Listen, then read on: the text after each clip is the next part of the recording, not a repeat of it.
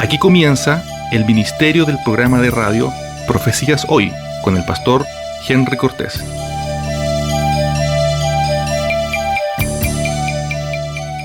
Estimados amigos auditores, Dios les bendiga. Sean todos bienvenidos de manera muy especial a este nuevo programa del Ministerio de Radio y Comunicaciones Profecías Hoy. Damos gracias a nuestro Dios que nos permite poder volver a juntarnos con cada uno de ustedes. Sin lugar a dudas, esta semana que ha terminado ha sido una semana de mucha tensión y de preocupación en el mundo entero.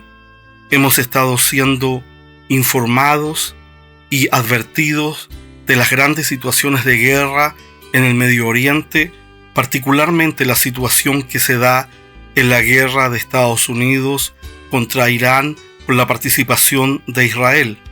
Y esto ha sido un tiempo de preocupación tremendo, dado que les recuerdo que esta semana el presidente de Estados Unidos, Donald Trump, dijo que si no había entendimiento, una civilización completa iba a desaparecer de la faz de la tierra, una generación completa iba a morir.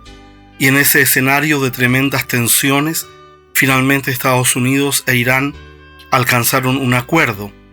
Y esto nos lleva a pensar y a recordar claramente las palabras del Señor Jesucristo en Mateo capítulo 24, donde nos informaba que en los días previos a su venida iban a haber guerras y rumores de guerra. Y es lo que estamos viendo. Hasta este momento, por ejemplo, la guerra de Rusia contra Ucrania ya supera los 4 años, donde han habido muertes a ambos lados y todavía no se logra un acuerdo de paz en esa guerra. Tenemos esta situación de tregua temporal en lo que es la guerra de Irán contra Israel y Estados Unidos. Y estamos viendo como el mundo entero se preocupa de las cosas que vendrán, porque esta guerra del Medio Oriente actual ha producido ya un efecto a nivel mundial, un efecto de alza en el precio de los combustibles que luego se reflejará en todas las demás actividades humanas. Aumenta el transporte, aumenta la comida, aumentan los servicios, es decir, se cae en una espiral de alzas. Y esto, estimados amigos, nos lleva a nosotros a entender con claridad que vivimos días proféticos.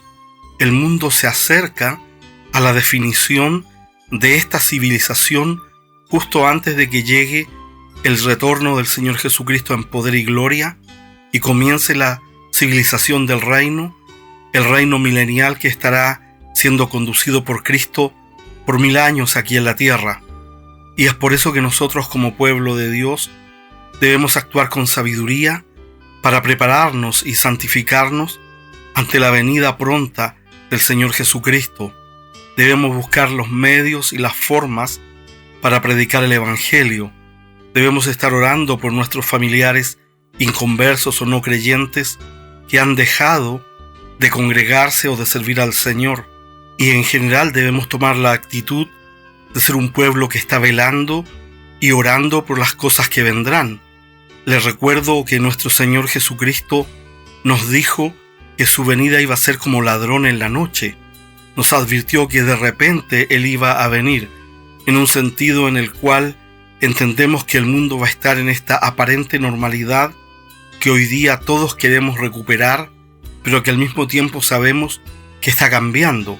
Jesús nos dice que van a estar casándose y dándose en casamiento, comprando y vendiendo, haciendo todas las actividades propias de una sociedad humana que no considera a Dios y que piensa que le queda mucho tiempo.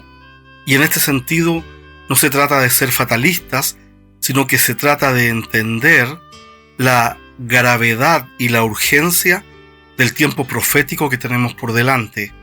Iglesia del Señor Jesucristo, vienen los días de la tribulación. Iglesia del Señor Jesucristo, viene el cumplimiento literal de todos los eventos proféticos que están anunciados en la palabra de Dios. Vienen no solo los 7 años de tribulación, viene un gobierno mundial con el anticristo, viene la marca de la bestia con el falso profeta y viene todo un cambio de paradigma completo. Sabemos que los 7 años que dure la tribulación van a cambiar al mundo que conocemos hoy día a un nivel inimaginable. Y es por eso que nosotros, sin el ánimo de ser pesimistas, sino que estando en una actitud de preparación y de advertencia espiritual, entendemos que hay que vivir consagrados a Cristo, preparándose para el arrebatamiento de la iglesia y entendiendo el momento que está frente a nosotros, porque pronto suena la trompeta del arrebatamiento.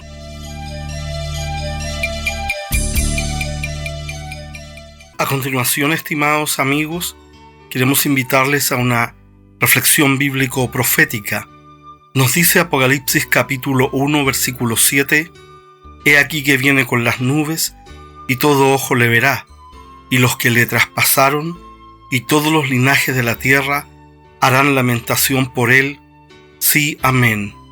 Este pasaje que el Espíritu Santo le da al apóstol Juan, que es la revelación de nuestro Señor Jesucristo, cuando el apóstol Juan está en la isla de Patmos y comienza Dios a mostrarle los eventos del Apocalipsis, del futuro, nos muestra una declaración profunda y muy cierta que no podemos olvidar en este momento. Nos dice la palabra del Señor, una vez más aquí en Apocalipsis 1:7, que Cristo va a volver por segunda vez. He aquí que viene con las nubes. La palabra del Señor nos informa que Jesús volverá por segunda vez.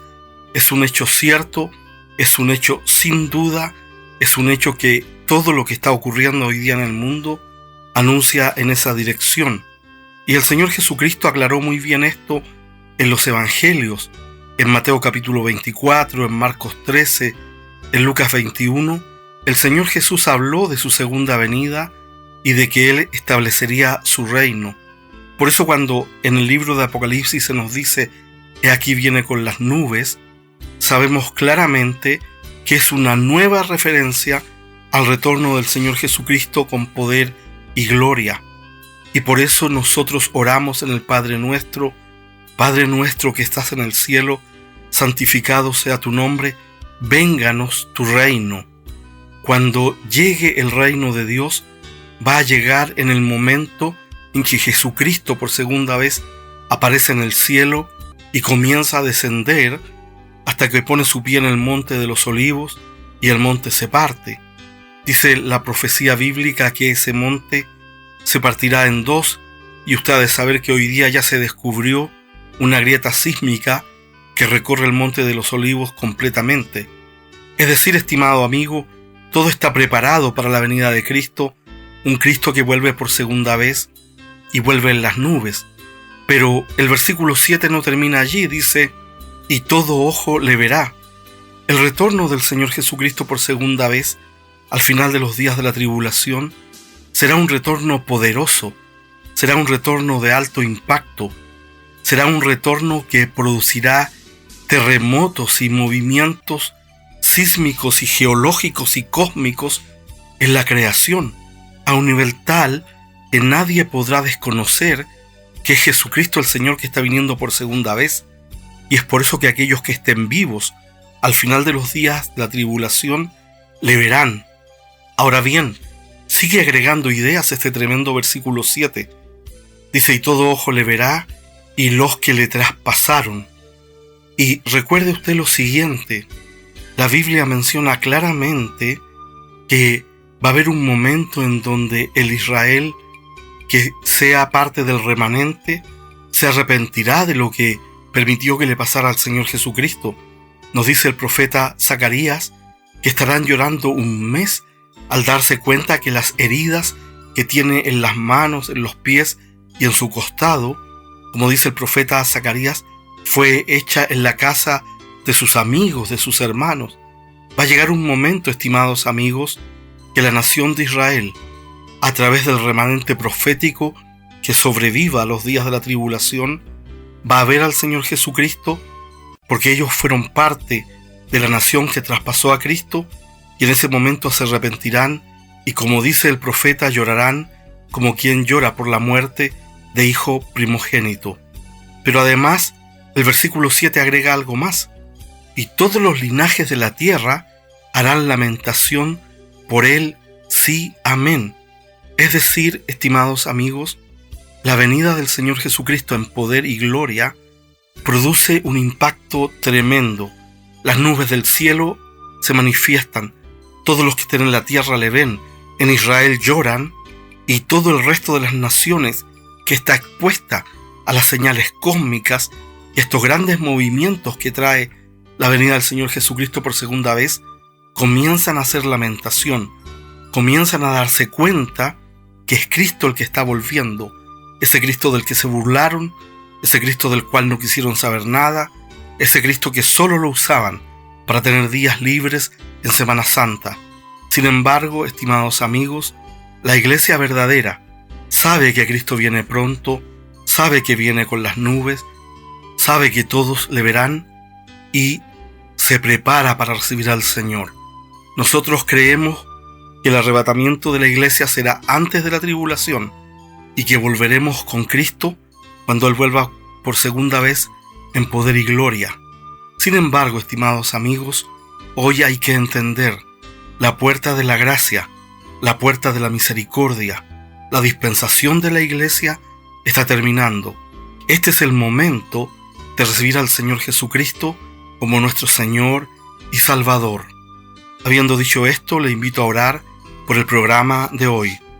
Amado Dios y Padre Celestial, en el nombre de Jesús, pedimos, Dios del cielo, que seas tú quien nos dé tu palabra profética hoy día.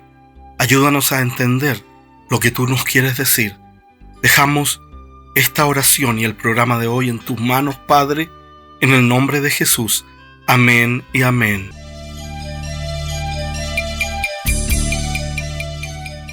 Vamos entonces a Hebreos capítulo 11. Hebreos capítulo 11. Vamos a leer desde el 23 en adelante para terminar el testimonio de fe de Moisés. Dice así, Hebreos capítulo 11, 23. Por la fe Moisés, cuando nació, fue escondido por sus padres por 3 meses porque le vieron niño hermoso y no temieron el decreto del rey. Por la fe Moisés, hecho ya grande, rehusó llamarse hijo de la hija de Faraón, escogiendo antes ser maltratado con el pueblo de Dios que gozar de los deleites temporales del pecado, teniendo por mayores riquezas el vituperio de Cristo que los tesoros de los egipcios, porque tenía puesta la mirada en el galardón. Por la fe dejó a Egipto no temiendo la ira del rey, porque se sostuvo como viendo al invisible. Por la fe celebró la Pascua y la aspersión de la sangre, para que el que destruía a los primogénitos no los tocase a ellos. Por la fe pasaron el mar rojo como por tierra seca, e intentando los egipcios hacer lo mismo, fueron ahogados. Amén. Vamos a orar. Padre, te damos gracias en el nombre de Jesús por la oportunidad, Señor, que nos das de reflexionar en tu palabra, y ayúdanos, Dios, a recibir tu palabra y aplicarla a nuestra vida. Señor, no hay medicina más poderosa que tu palabra, no hay provisión más grande que tu palabra, no hay alimento más grande que tu palabra, no hay ropa más cobertora que tu palabra, Señor, y tu palabra es vida eterna porque tú, Cristo, eres la palabra y la palabra eres tú, Cristo. Gracias, Dios, en el nombre de Jesús. Amén. Hemos llegado al momento en este capítulo de Héroes de la Fe, donde el escritor de este libro, el escritor del relato bíblico, nos muestra la biografía de fe de Moisés. Mire lo que estoy diciendo. Nos muestra la biografía de fe de Moisés. Es decir, nos va a mostrar cómo Dios y la fe de Moisés interactuaron en la vida de este hombre. El padre de la fe, al cual la Biblia llama así porque le creyó a Dios, hay que considerar que cuando Dios llama a Abraham, el nombre del Dios único no era conocido en plenitud en el mundo. Era un nombre que estaba en algunas personas. El Señor, mire, fíjese en la historia, el Señor crea al ser humano, crea el universo y pone al hombre y le da vida, y el hombre comienza a desarrollarse, y en este desarrollo que hay del ser humano en la tierra, pasó algo tan fuerte, tan grande, tan grave, que nosotros no nos imaginamos, que Dios tuvo que permitir el diluvio universal. Y si uno sale a mirar toda la información histórica que hay por allí, hay situaciones que lo hacen pensar a uno. Por ejemplo, hay tremendos monumentos de piedra que la gente se pregunta cómo los hicieron, si no había tecnología para hacerlo. Hay en el Líbano, por ejemplo, una piedra larga, cuadrada, que es una de las piedras talladas y cortadas por el ser humano más grande que existe. Tiene 10 metros de lado, es un cuadrado perfecto de 10 metros por 100 metros de largo. Una cosa gigantesca, gigantesca. Están las piedras de Stonehenge en Inglaterra, está el monumento histórico de Göbekli en Turquía, y son lugares que he investigado a través de la tecnología de internet. Nunca he estado allí, algún día, si Dios me da vida, iré. Entonces, algo tiene que haberle pasado al mundo prediluviano, que Dios tomó esa decisión, ¿no? Y nosotros pensamos que ellos, fíjese lo que voy a decir, eran gente que caminaba en 4 patas, que no sabía leer ni escribir, y resulta de que ellos tenían un conocimiento y una habilidad que hasta el día de hoy es inexplicable. Algunos han dicho que lo que hicieron es que descubrieron una forma de que con la arena hacían un polímero como un cemento y creaban esas construcciones. Sin embargo, el hecho de que Dios haya tenido que enviar el diluvio universal muestra que parece que la cosa se había salido completamente de control. Porque uno se pregunta, más allá de las historias que aprendimos en la iglesia cuando éramos niños acerca de Noé, los animalitos, ¿por qué Dios, un Dios justo, santo y perfecto, tiene que llegar a un nivel de tomar un diluvio y hacer una limpieza total en el planeta? ¿Se equivocó Dios? Son preguntas profundas, ¿cierto? Para pensar. Los que nos equivocamos somos los seres humanos. Entonces, cuando uno reflexiona, fíjese lo que voy a decir, uno se da cuenta de esto, de la grandeza de Dios y de la maldad humana. Mientras el ser humano más cerca estaba de Edén, era más inteligente, vivía más y tenía más habilidades. Está probado que viene una degradación en el ser humano, está cayendo la raza. Hay una degradación. Los experimentos muestran que vamos siendo degradados. Entonces, mientras más cerca estaba la gente de Edén, más inteligente y más perfecta era. ¿Sabe lo que hicieron? Usaron toda su inteligencia, su capacidad para hacer el mal. Lo usaron para hacer el mal. Y la Biblia dice que la tierra estaba llena de violencia y de maldad. O sea, había una situación que ya era invivible. Y solo Noé halló gracia en los ojos de Dios. Entonces, de alguna forma, parece que el diablo estaba tratando de impedir que el plan de salvación llegara, que Cristo llegara a este mundo. Y por eso puso a la raza humana en una condición tal en donde ya ninguno temía a Dios excepto Noé. ¿Y hoy día acaso no comienza a pasar lo mismo? Y la gente en su ceguera, y gente inteligente a veces, se creen más inteligentes que Dios y levantan a la ciencia a un nivel que la ciencia no tiene. Porque el método científico que tanto exaltan en todas partes no es el fin de todas las cosas. Hay eventos en los cuales no aplica el método científico.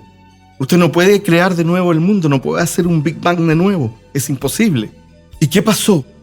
Que el Señor venía trabajando en el plan de redención y resulta que Noé fue el único que halló gracia. Viene el diluvio, Noé se salva y comienza de nuevo a poblarse la tierra. Y cuando comienza de nuevo a poblarse la tierra, algunos se acordaban del Dios de Adán y otros se habían olvidado. Porque un problema que pasa es que no todos nuestros hijos reciben la herencia de la palabra de Dios, y en la tercera generación hay gente que ya definitivamente se olvidó de la palabra de Dios, y eso lleva a la esclavitud a las personas y a las naciones. Entonces, cuando llega el Señor a tratar con Abraham, ya han pasado desde el diluvio cerca de más de 1000 años. Entonces hay gente otra vez en la tierra, pero pocos se acuerdan del Dios verdadero. Y entonces Dios se revela a Abraham y le dice: yo soy el Dios verdadero. Y acuérdese que Abraham estaba en un lugar donde había toda clase de dioses. El panteón de dioses de los asirios era enorme. En esa cultura estaba Abraham. Entonces imagínese, tuvo que haber tenido un acto de fe súper grande para haber escuchado al Dios del cielo y haberle creído. Y en esa condición la Biblia lo llama a él el padre de la fe. Y él comienza a creer en Dios y Dios comienza a actuar en él, y él le transfiere la fe a Isaac a Jacob, Jacob a sus 12 hijos, particularmente a José. José baja a Egipto, ellos se convierten en una gran nación, y la Biblia dice que todo esto es guiado por la fe de estas distintas personas. Y ellos salen de Egipto, y aquí es donde aparece Moisés. Moisés vive como 500 años después de Abraham. Se estima que Moisés vive en el 1500, 1450 antes de Cristo, o sea, casi 500 años después de Abraham. Y él nace en un contexto donde ellos son ya una nación grande, pero han sido esclavizados porque cuando hay inmigración a un país y los inmigrantes crecen demasiado, los locales comienzan a preocuparse. Y eso fue lo que ocurrió en Egipto. Se habían convertido en un pueblo grande y el faraón dice: aquí vamos a tener una revolución. Y los esclaviza. Y llega la orden de matar a todos los niños varones. Y en ese contexto de fe, la familia de Moisés, por la fe Moisés cuando nació fue escondido por sus padres por 3 meses porque le vieron niño hermoso y no temieron el decreto del rey. Los papás de Moisés dicen: no lo vamos a matar, vamos a creer la promesa de Dios y lo vamos a hacer vivir. Lo escondieron de parte del faraón, del rey. Algunos de nosotros estamos vivos porque por la misericordia de Dios nuestros padres no nos abortaron, o madres, porque ya al estar vivo es una bendición, ¿no es cierto? Entonces cuando ya es grande Moisés, fíjese, por la fe Moisés, hecho ya grande, rehusó llamarse hijo de la hija del faraón. Él decide dejar atrás su pedigrí, su realeza. Él era real, había sido creado como un hombre real, tenía gente que le servía. Piense esto, seguramente tenía un carro especial, hasta seguramente adornado con oro, con guardias, con gente que caminaba con él. Usaba la mejor ropa que había en Egipto, comía la mejor comida, y yo lo quiero ver a usted, ¿cierto? Tenía su propio peluquero que le rapaba la cabeza. Lo tenía todo, pero no tenía a Dios. ¿De qué sirve tener todo y no tener a Dios? ¿De qué sirve tenerlo todo y no tener a Dios? No hay nada de este mundo que cambie tu realidad y tu naturaleza ante el Dios del cielo si tú no tienes a Cristo. No hay nada. Entonces, Moisés hace una decisión de fe. Cuando usted deja algo que humanamente es grande por Cristo, esa es una decisión de fe, una decisión que tiene implicancia, que trae resultados aún a sus generaciones. Por eso es que si usted cree hoy y tiene fe en Cristo, su vida va a cambiar, su naturaleza va a cambiar, su futuro va a cambiar y su eternidad va a cambiar, porque Dios no olvida a aquellos que tienen fe en Él. Esa es la verdad, Dios no los olvida. Entonces Él toma una decisión de fe, rehúsa todo el beneficio de ser un pariente del faraón, y dice el versículo 25, escogiendo antes ser maltratado con el pueblo de Dios que gozar de los deleites temporales del pecado. Su decisión no es en el vacío, es en obediencia a Dios. Él viene al pueblo de Dios, digamos que es un simbolismo de que Él se convierte y elige caminar el camino, gloria a Dios, de la fe en Dios, diríamos nosotros de la fe en Cristo ahora. Y no va a ser fácil, van a haber consecuencias, la gente en algún momento se va a reír de ti, te van a decir cosas que estás loco, loca, y dice, prefiere ser maltratado con el pueblo de Dios que gozar de los deleites temporales del pecado. El pecado te va a dar deleite, te lo aseguro, pero son de corto tiempo, son de poco tiempo. Luego tú vas a quedar vacío o vacía, luego tú vas a quedar en angustia, vas a sentir una tremenda roca de culpabilidad en ti y vas a llorar todos los días de tu vida por cosas que hiciste y ya no puedes cambiar. ¿Y sabe por qué lo sé? Porque he hablado con mucha gente en mis 40 años de pastor y usted no se imagina las cosas que he escuchado y cómo esa gente sufre y me dice, ¿qué diera yo por volver a vivir? Pero tú hoy día tienes la oportunidad de vivir para Cristo, de no irte por el camino de los deleites temporales del pecado.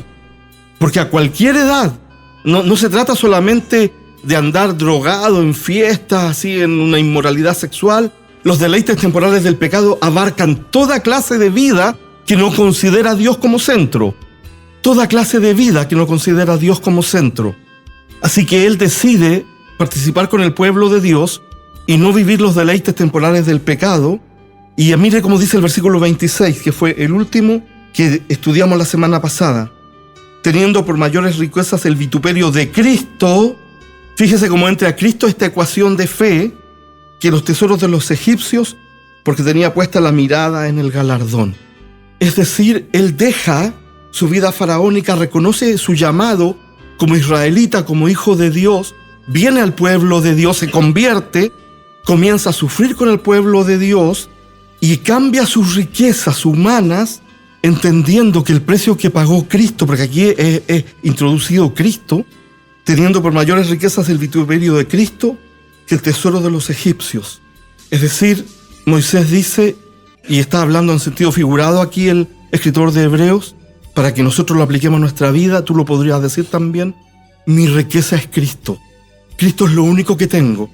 No tengo oro ni plata, pero lo que tengo te doy. En el nombre de Jesús de Nazaret, levántate y anda. Tremendo, ¿no? Porque el que tiene a Cristo lo tiene todo. Entonces, cuando tu mente te diga no tienes trabajo, tú dile a tu carne, sí, no tengo trabajo, pero tengo a Cristo. Y hoy no tengo trabajo, pero mañana voy a tener trabajo. ¿Cierto? Así se busca trabajo. Si usted no tiene a Cristo, está dando la hora. Porque Cristo es tu pan, tu comida, tu gas, tu arriendo, dividendo, lo que sea. Bendito sea el nombre de Jesús. ¿Y por qué valora Moisés las riquezas del vituperio de Cristo antes que los tesoros de los egipcios?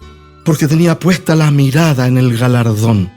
Piense esto, tenía puesta la mirada en el premio, en el galardón. ¿Qué galardón? Creo que ni siquiera lo entendemos. Creo que no estamos capacitados aún para darnos cuenta de lo que nos espera.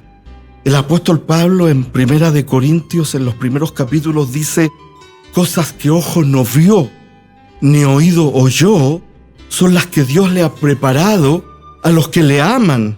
Y ya sabemos por boca de Cristo que tenemos una morada, una casa, ya sabemos eso. ¿Qué sabemos hoy día?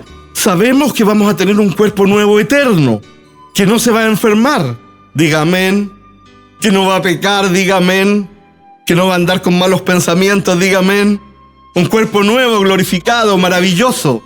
Sabemos además que tenemos una casa en el cielo. Mire qué tremendo cómo va el galardón. Sabemos además que cuando estemos allá vamos a tener acceso directo al trono de Dios. Porque si usted llegara hoy día así, aquí te las traigo Pedro, al trono de Dios, usted cae explotado, así reventado, no queda ni un pedazo de usted por la santidad de Dios. Porque ninguna cosa inmunda puede estar frente a Él. Vamos a tener acceso directo al trono de Dios. Y esto es la sinopsis, la anticipación, el tráiler de lo que Dios ha preparado para los que le aman, del galardón. Entonces la Biblia hace aquí una relación que ya la ha hecho en Hebreos 11:6. Dice: pero sin fe es imposible agradar a Dios, porque es necesario que el que se acerca a Dios crea que le hay y que es galardonador de los que le buscan. Es decir, si tú buscas a Dios, si tú pones la mirada en las cosas de arriba, si tú haces a Cristo tu riqueza y tú con fe pones tu vida en las manos de Él, Dios te va a premiar. Y no solo en la eternidad, sino que también acá. Porque Él es tan bueno y tan suficiente, Él es nuestro todopoderoso y todo suficiente Señor y Salvador, que Él te va a dar lo que tú necesitas.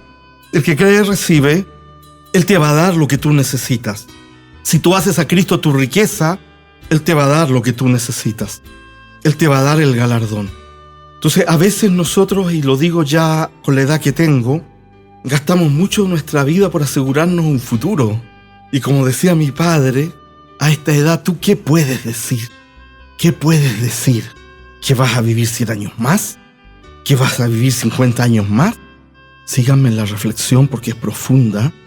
¿Qué puedes decir si no tienes la riqueza de Cristo? Por eso, hermano, yo te quiero invitar hoy día con mucho cariño a que nosotros tengamos a Cristo por la fe y que Él sea nuestra riqueza. Dios nos ayude. Versículo 27. Por la fe dejó a Egipto, no temiendo la ira del rey, porque se sostuvo como viendo al invisible. Él toma una decisión, fíjese, y la decisión tiene profundas implicancias. Él decide reconocer su identidad en Dios y venir al pueblo de Dios. Primera cosa, decide pagar el precio del vituperio de Cristo por la fe, mirando la riqueza del Señor, mirando el galardón. Y luego él, si uno mira la historia de Moisés, él deja Egipto. Él sale de Egipto y sale por 40 años. No es poco. Él tiene 40 años cuando él se da cuenta quién es, y ahí él se va al desierto Y en el desierto, él está 40 años más siendo tratado en la escuela de Dios, porque Moisés vivió 120 años. En ese tiempo la gente todavía vivía un poco más. Pasó 40 años pensando que él era alguien, un faraón. Pasó los próximos 40 años de su vida, los segundos 40 años de su vida, pensando que él era un don nadie. Porque él cuando va al desierto escapando y se queda ahí, se casa en el desierto y hace su vida, ¿usted cree que él no pensaba en el desierto y pensar que yo allá en Egipto tenía gente que me servía y todo lo demás? Y estaba ahí en el desierto cuidando ovejas, peleando con los malos que se querían robar las ovejas. Y él estaba pensando que él era un don nadie. Pero él fue, los 40 últimos años de su vida, de los 80 a los 120, fue usado por Dios. Y los últimos 40 años de su vida, él vio lo que Dios puede hacer con un don nadie. Así que no te mires a huevo, no te agüites como dicen en México. No dejes que tu depresión te consuma. No te mires en poco, no te mires en menos. Porque uno empieza con este problema y uno se mira en menos. No sé si a usted le pasa, pero las personas tienen batallas dentro de su mente y se miran en menos y empieza la cuestión, no sirvo para nada, no me va a ir bien, aquí, allá, no sé. ¿Por qué? Porque así es la vida humana. El diablo te manda mensajes, no sirves para nada, te voy a destruir, no vas a encontrar trabajo, nadie te va a querer, nadie va a querer hacer algo con tu vida, te va a ir mal en el negocio, aquí, allá, llegan 10.000 mensajes. Pero ahí es donde la fe es un escudo, como dice Pablo, el escudo de la fe, para poder vivir.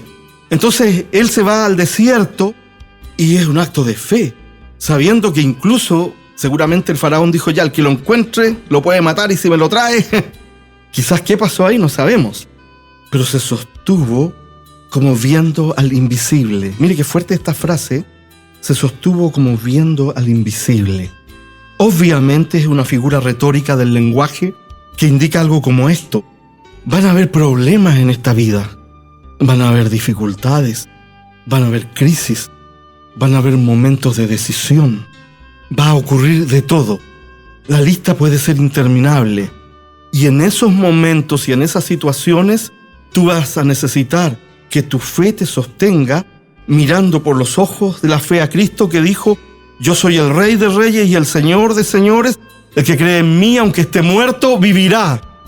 Así que yo no sé qué crisis te van a venir, no sé, pero te puedo dar firmado que te va a venir alguna crisis, de lo que tú ni siquiera te imaginas. Ayúdanos, Señor, ¿cierto? Pero tú en esos problemas y situaciones tú tienes que sostenerte como viendo a Cristo, como viendo al invisible. Es una forma de decir que toda situación y todo problema de nuestra vida se sustenta en nuestra fe y en nuestra confianza en Cristo. No tengo trabajo, pero tengo a Cristo. Estoy enfermo, pero Cristo es mi sanador. Me desecharon aquí, pero Cristo me recibió. Soy hijo del Dios del cielo. Mi nombre está escrito en el libro de la vida. Tengo un futuro. Porque las cosas vienen así, una tras otra, ¿no?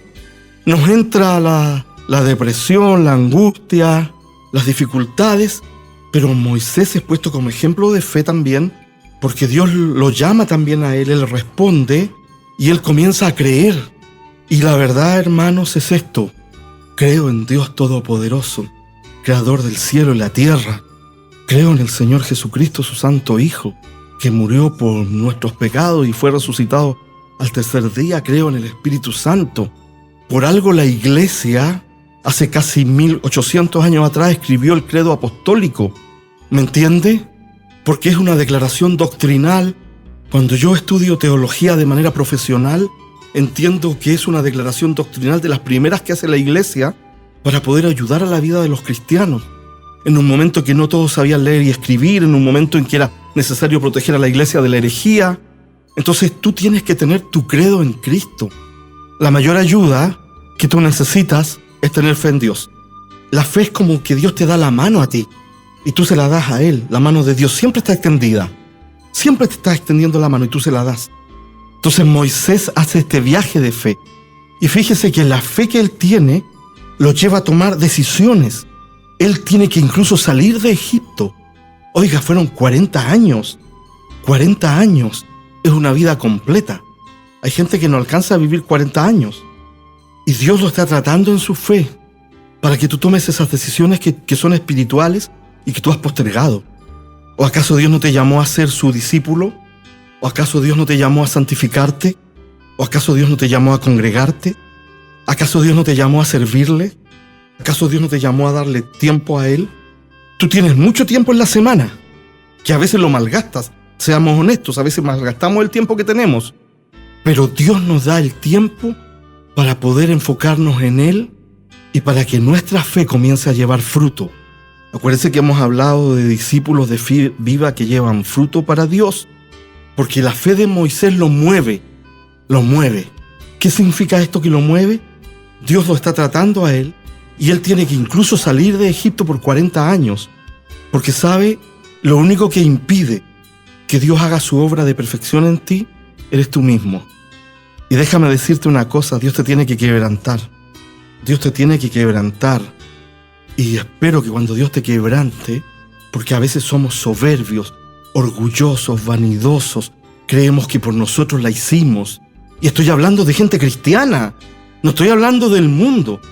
Estoy hablando de gente cristiana, que se sienten especiales porque lograron algo. Dios nos ayude.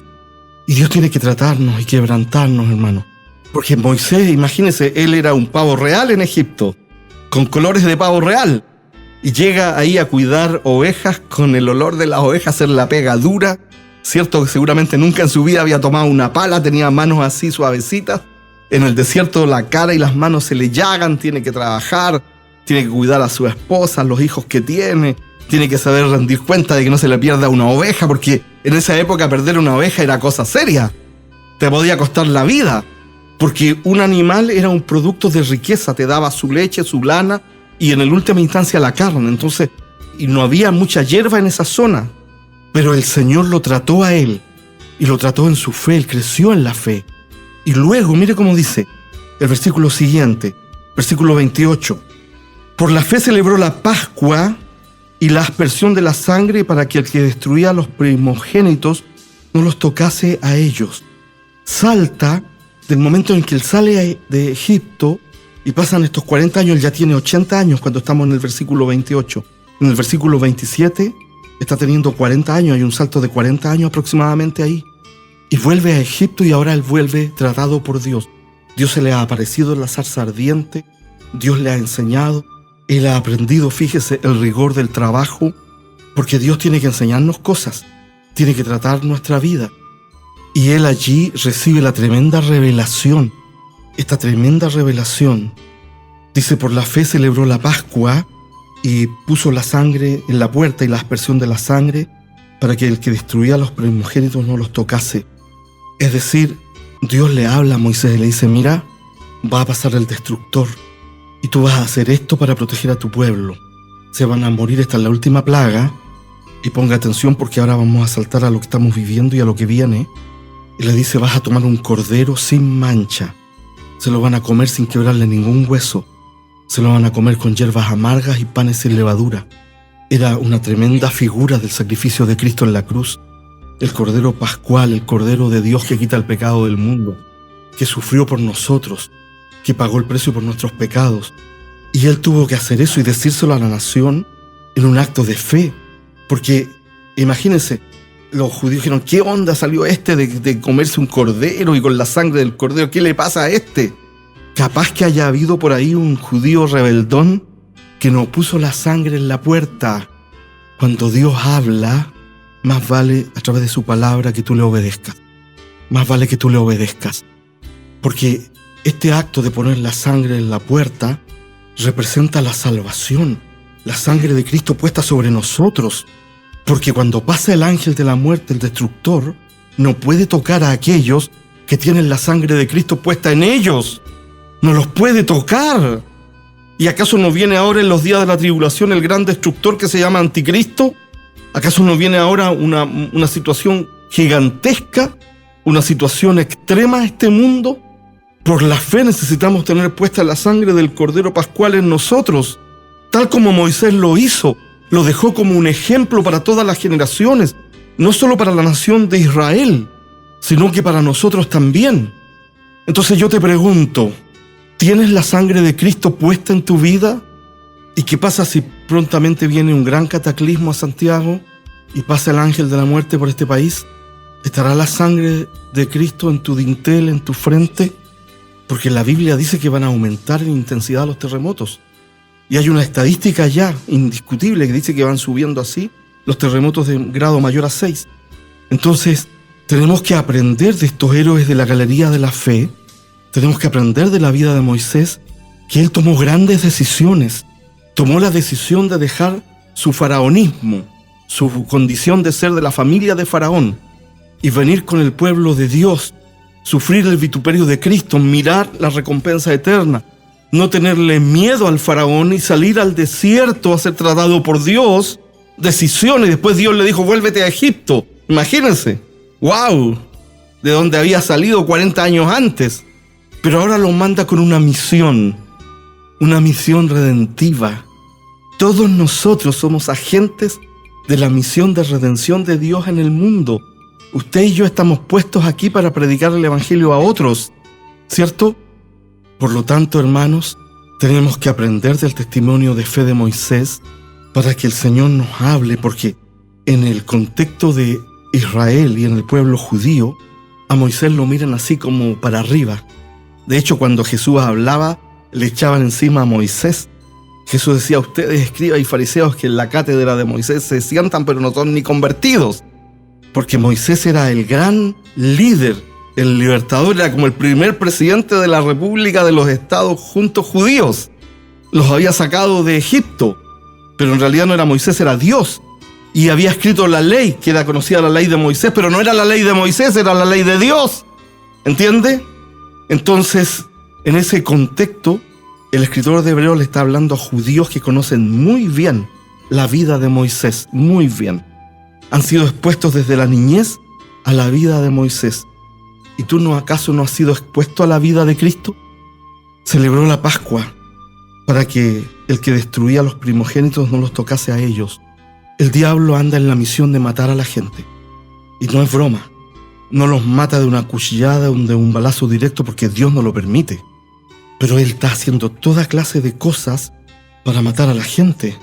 Imagínense que cada vez salen nuevas drogas que llevan a la gente a estados alterados de conciencia. Y esta última nueva droga, que es baratísima, que es el fentanilo, a la persona la mata en promedio en 1 año y los más fuertes resisten 2. Y quedan como zombies. Claro, empiezan a tomar la droga y entran al mundo espiritual y el diablo los engaña. Y ven árboles rosas, ven todo bonito, se ríen. Y el cuerpo de repente les empieza a fallar hasta que se les cae la carne como lepra. Porque el destructor anda en la calle. El destructor no duerme ni deja dormir. Pero si tú estás cubierto y yo con la sangre de Cristo, Dios va a estar con nosotros. No te sobrevendrá mal ni plaga tocará tu morada, pues a sus ángeles mandará cerca de ti que te guarden en todos tus caminos. Pero aquellos que están cubiertos con la sangre del Cordero, ese Cordero que Moisés introduce a la historia de la humanidad por el mandato de Dios, que hermoso como todo se relaciona, ¿cierto? Porque la redención es algo profundo. Dios tuvo que trabajar calmadamente en la historia para que tú que estás sentado ahí y yo que estoy aquí adelante, ¡wow!, pudiésemos tener salvación. Tremendo, ¿no? Porque el pecado es algo grave. Lo que pasa es que como hemos nacido en el pecado, hemos vivido en el pecado, hemos comido pecado, hemos hablado pecado, hemos pensado pecado, hemos respirado pecado, para nosotros es como normal. Pero cuando Cristo se nos revela, comenzamos a ver la distancia que hay entre nosotros y Dios y comenzamos el proceso de santificación. Y ahí empezamos a entender la gravedad del asunto. Y ahí empezamos a valorar lo que Cristo hizo por nosotros en la cruz. Recién comenzamos a valorar al Cordero Pascual, que de hecho en Apocalipsis, cuando está hablando de las cosas en el cielo, dice Juan que ve como a un Cordero inmolado de 7 ojos. Cordero de Dios, el propio Hijo de Dios, porque ha dicho que tenía el vituperio de Cristo, así que al final todo esto está terminando en Cristo. El Cordero de Dios que quita el pecado del mundo.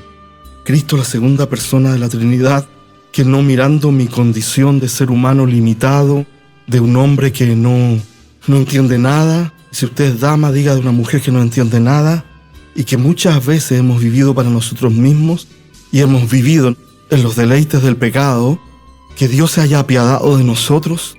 ¿No lo impacta a usted esto? ¿Y que Dios haya puesto su sangre sobre su cabeza para que el destructor pase? El Señor nos ayude, porque si está la sangre de Cristo por fe en ti, el destructor no te va a tocar. Tenemos que tener la sangre del Cordero en nosotros por la fe, porque es lo único que nos va a proteger de los planes y las tramas que el diablo puede estar preparando contra ti. Por eso que al estar teniendo este cable de la fe, este wifi de la fe, esta conexión con Dios y valorando lo que Dios hace en Cristo Jesús, cubriéndonos con la sangre de Cristo y viviendo una vida de integridad, el Señor va a comenzar a caminar con nosotros. Aleluya. Y dice el versículo 29, terminando, ¿cierto?, el estudio de hoy: por la fe pasaron el mar rojo como por tierra seca, e intentando los egipcios hacer lo mismo, fueron ahogados. Y aquí se refiere a otro tremendo milagro. Ellos salen de Egipto después de las 10 plagas. El Señor tuvo que quebrantar a esa nación de una manera tremenda, que es lo mismo que va a ocurrir en lo que viene ahora en los días de la tribulación. Son 7 sellos, 7 trompetas y 7 copas de ira. Y va creciendo. ¿Sabe usted que va a haber un maremoto de nivel mundial de más de 100 metros de altura que va a arrasar prácticamente un tercio del planeta? Eso dice el libro de Apocalipsis, que va a caer un meteorito en el mar y que va a destruir así con olas gigantescas, está escrito. Porque Dios tiene el control aún del universo. Y por lo tanto, el Señor va a quebrantar a este mundo. En los días que vienen muy pronto lo va a quebrantar. ¿No le hace pensar eso? Y no estoy tratando de asustarlo. No estoy tratando de asustar a nadie, hermanos. Lo que estoy tratando de decirles es esto: aquellos que tengan la sangre del Cordero puestas serán librados de la ira que viene a este mundo. Vendrá el destructor, pero Cristo librará a su iglesia. Porque por la fe Moisés con el pueblo de Israel pasó el mar rojo como por tierra seca. Imagínense el tremendo milagro que Dios hace para que Israel pueda pasar. Pero solo los hijos de Dios pueden pasar por los caminos que Dios abre. Los egipcios dijeron: por aquí pasamos nosotros también, y eso fue todo. Porque la presión del agua es tan grande, hermanos, que no queda nada parado. Entonces, ¿qué significa todo esto? Esto significa que aunque los juicios de Dios vienen a este mundo, esto significa que aunque la ira de Dios viene, porque el Señor también va a sacar a su Israel en sentido figurado, que es la iglesia y todos los creyentes, de este mundo muy pronto. ¿O a usted le gusta lo que está sucediendo en el mundo? A mí me llega a sorprender, hermano, la maldad humana. Vivimos en un mundo de maldad, pero tremenda. Este es el Egipto en el que estamos caminando. Y vamos a la tierra celestial, vamos a la patria celestial, a Canaán. Y por eso necesitamos la fe. Y Dios nos pone a Moisés como este gran ejemplo de fe y nos da todo su currículum, todo lo que él tuvo que vivir. Y para él no fue fácil, porque salieron de Egipto, venían los egipcios atrás siguiéndolos en caballo, y de alguna manera la columna de fuego los paraba a los egipcios, no podían ir más allá, pero llegaron ahí a la orilla del Mar Rojo. Y los egipcios a un lado y el Mar Rojo al otro, y el pueblo empezó a llorar y a presionar a Moisés. ¿Qué vamos a hacer? ¿Qué vamos a hacer? Y Moisés estaba desesperado. Y Moisés clamó a Dios, y Dios le dijo: déjate de llorar si yo soy Dios. Déjate de lamerte las heridas si yo soy Dios. Levántate a hacer lo que tienes que hacer si yo soy Dios. Dios hace su parte, tú tienes que hacer la tuya. ¿Quieres trabajo? Levántate temprano. ¿Quieres trabajo? Mandas currículum. ¿Quieres trabajo? Ora al Señor. Ahí está la fórmula. Gloria a Dios. ¿Quieres trabajo? Capacítate, aprende inglés. Dile a Dios. Y Dios te va a decir: haz tu parte, yo soy Dios, voy a hacer la mía. Y Dios le dijo a Moisés: extiende tu mano. Extiende tu mano. Hermano, mira, te voy a invitar a un acto de fe. Te voy a invitar a un acto de fe. Y el que cree, recibe. Tú tienes a los egipcios atrás y al Mar Rojo enfrente tuyo. ¿Por qué no te levantas en fe y proclamas: en el nombre de Jesús, Mar Rojo, de mis problemas, ábrete? ¿Quién es valiente para ser el primero que se pare y lo haga? Párese en su lugar y hágalo en un acto de fe. Proclámelo. En el nombre de Jesús, ábrete problema, enfermedad, dolor. En el nombre de Jesús. Y Dios te dice: yo soy Dios. Yo soy Dios. El que cree, recibe. Por la fe pasaron el Mar Rojo como por tierra seca, e intentando los egipcios hacer lo mismo, fueron ahogados. En el nombre de Jesús, el que cree recibe. Sin fe es imposible agradar a Dios. Pongo mi fe en Cristo, el Cordero de Dios que quita el pecado del mundo. Y en el nombre de Jesús, recibe la palabra de Dios para hoy.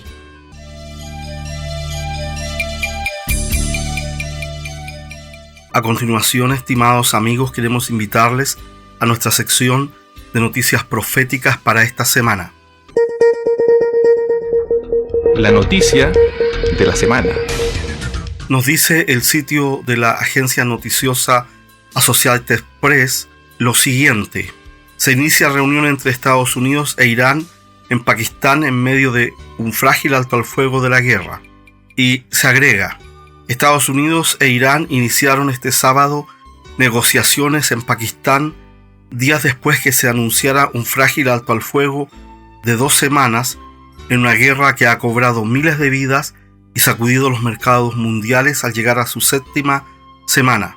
Y agrega la noticia: la delegación de Estados Unidos, encabezada por su vicepresidente J.D. Vance, y la delegación iraní con el presidente del Parlamento Mohammad Bagher Khalilzad al frente, estaban discutiendo cómo avanzar un alto al fuego de antemano bajo amenazas por las profundas discrepancias y los continuos ataques de Israel contra el grupo político militar Hezbollah, respaldado por Irán en Líbano.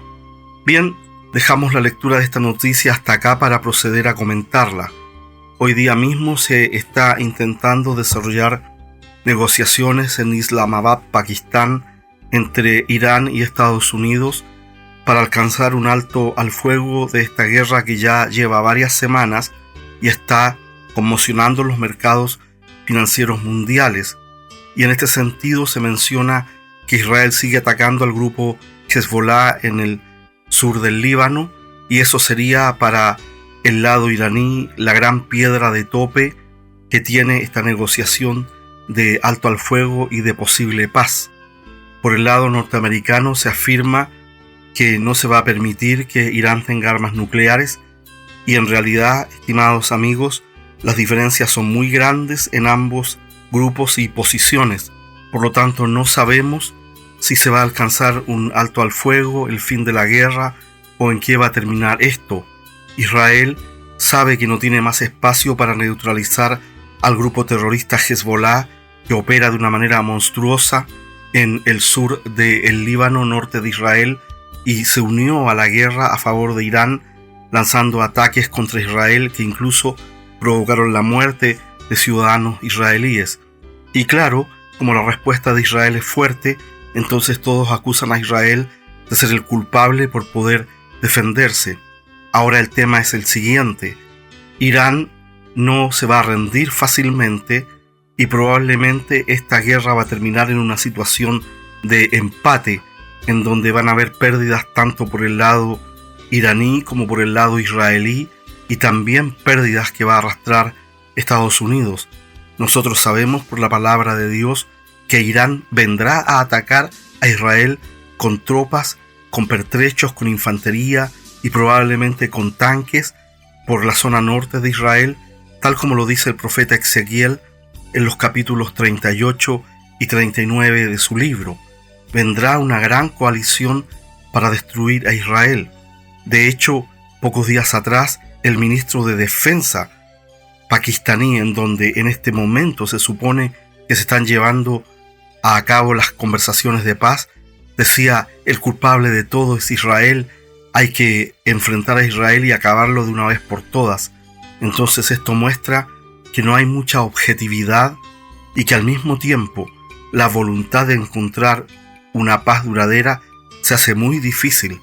Por eso es que va a aparecer el anticristo ofreciendo la paz en el Medio Oriente y haciéndose famoso en el mundo. Y esto nos muestra la cercanía del ataque a Israel por el norte de Ezequiel 38 y 39.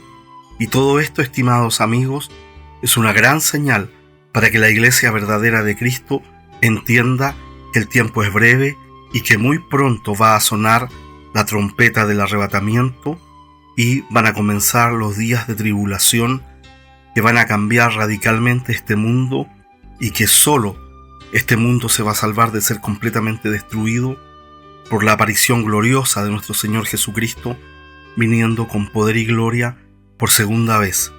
No se olvide que estamos viviendo tremendos días proféticos. Pronto suena la trompeta del arrebatamiento. El programa de radio que usted ha escuchado es una presentación del Ministerio de Radio Profecías Hoy. No olvide visitarnos en www.profeciashoy.cl para saber más acerca de nuestro ministerio.